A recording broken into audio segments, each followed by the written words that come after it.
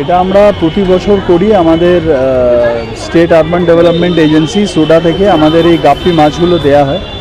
এটা ডেঙ্গু মরশুমের এই শুরুর দিকে এবং মাঝখানে আমরা এখন একবার দিলাম। প্রায় আজকে টোটাল 12.5 লক্ষ গাপ্পি মাছ গোটা হাওড়ায় ছাড়া হবে এবং আবার সেপ্টেম্বরে আমরা আবার এরকম আরেকটা ফেজ দেব।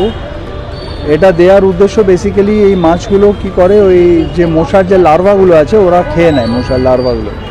তো এটা এক ধরনের আমরা ওই ডেঙ্গু নিয়ন্ত্রণের জন্য এটা করি। তো এটা আমাদের একটা রুটিন এক্সারসাইজ। এবারেও আমরা আমাদের কমিশনার সাহেব, ডেপুটি কমিশনার, সেক্রেটারি সবার প্রেজেন্সে আমরা করলাম। এবং একটাই যেটা ভালো যে আগের বার এই সময় যে সংখ্যায় ডেঙ্গু কেসেস ছিল তার থেকে এবারে ডেঙ্গু কেসের সংখ্যা অপেক্ষাকৃত কম আছে এখনও। বাট আমাদের রিল্যাক্স করার জায়গা নেই, কারণ আমরা জানি যে এইবারেই ডেঙ্গুর কেস বাড়তে থাকে।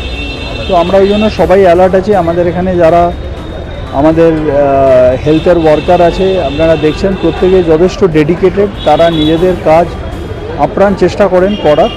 সাধারণ মানুষের সহযোগিতা আরও পেলে আমি আশা করব আমরা ডেঙ্গুকে কন্ট্রোলে রাখতে পারবো এবছর হাওড়া।